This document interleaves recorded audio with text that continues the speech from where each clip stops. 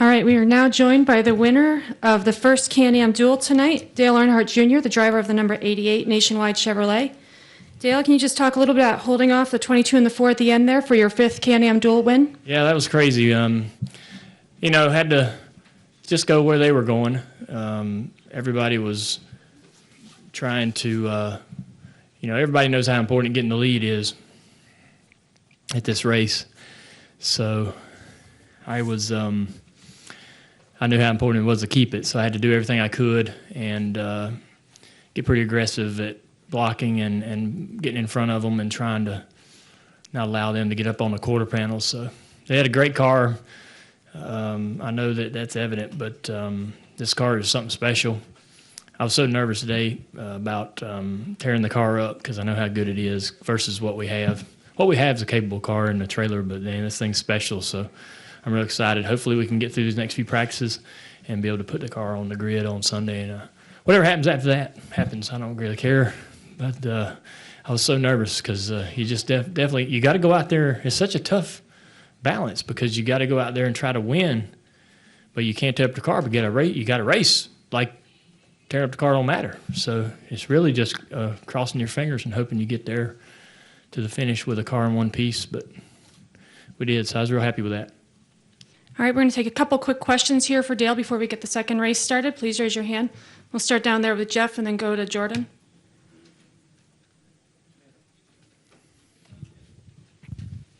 Jeff Gluck from USA Today. As you've noted, we rarely see lead changes on these plate races lately in the final lap, but you were able to pull that off. Did you show your hand, though, for Sunday too early? Nah.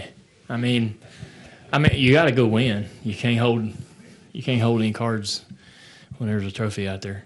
I learned about my teammates. Some of them showed their hand a little bit too. So I never really ran with Brad much, as far as 1-2 where I've got to defend or try to pass him versus, we never. So that was interesting. He's very aggressive trying to put together a run to pretty much every corner.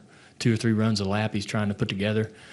A lot of guys like myself, we kind of wait for just whatever to happen and wait for something behind us to propel us into an opportunity to put a run together, and that might happen every 2 or 3 laps. But he's very, very active.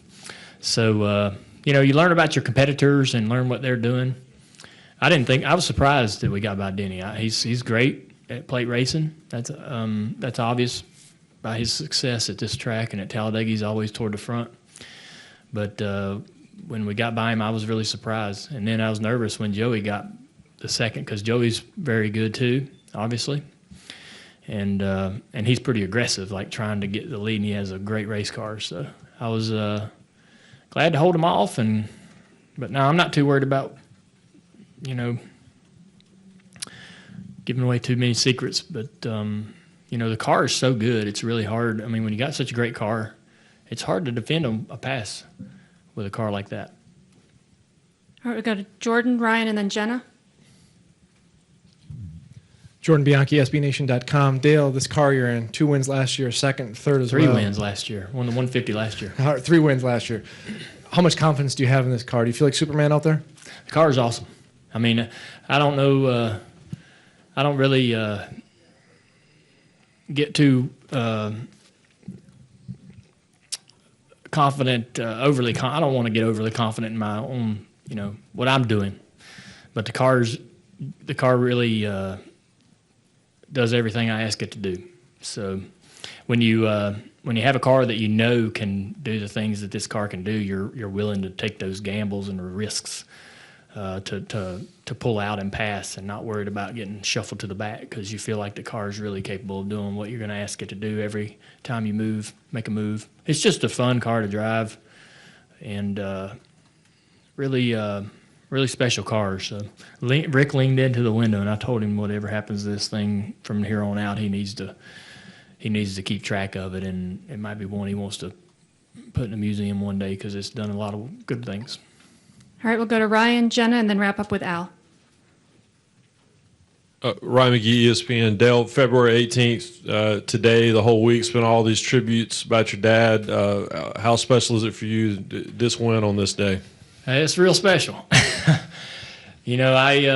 was thinking about that. I wasn't, I try not to make too big a deal I like, I've told all you guys in the interviews we've done how much I like people to remember Dad and talk about Dad, and it's such a really warms my heart to see the stuff on social media and so forth. That's probably my best way to gauge the reaction to a day like this. You see a lot of people, mention him, and even the Braves and all that stuff, and that's pretty cool. So, and I was daydreaming a little bit.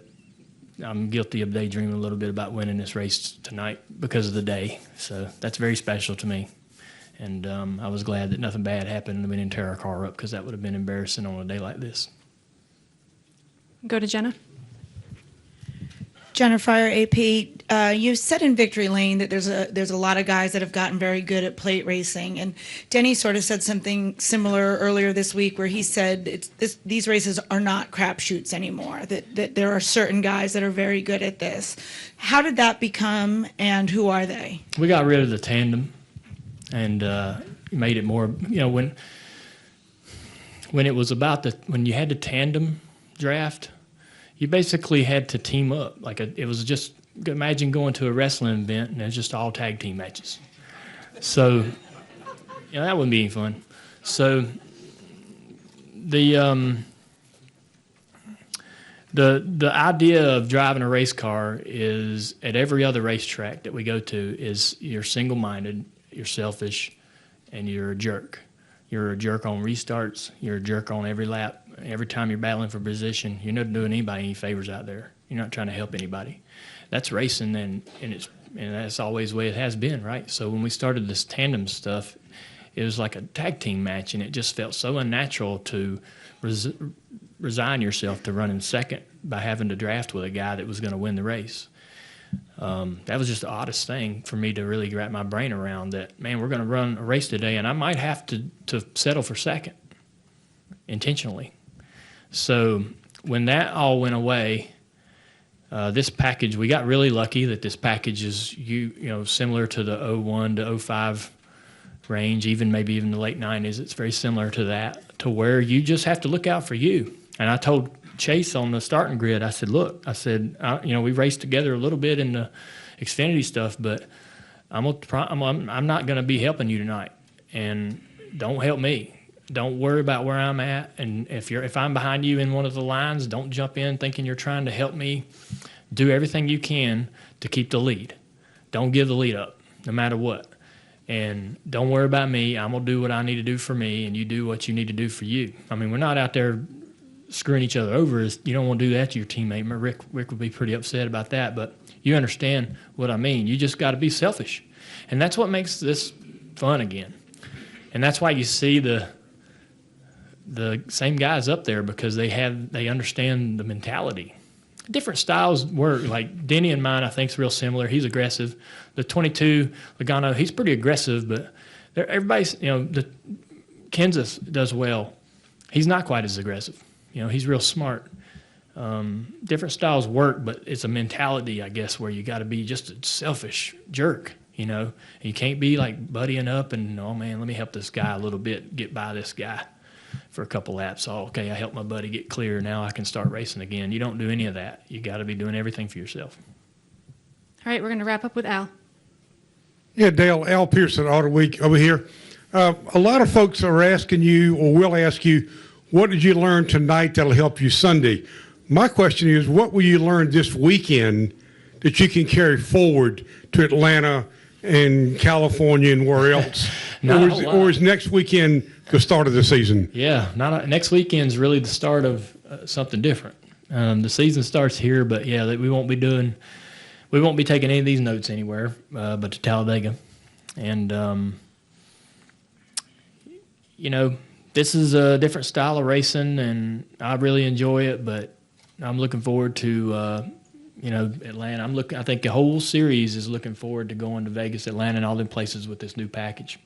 It's going to be a whole new ball game, and everybody's wondering where everybody is after the off season. Every year you kind of have to get another measure of your competition, because everybody kind of gets a little better in the off season, and see how that all works out once we get to the next couple of tracks. But this is Speed Weeks has always been a little bit different, and not a true measuring stick of what the rest of the season might look like or who might be the dominant team.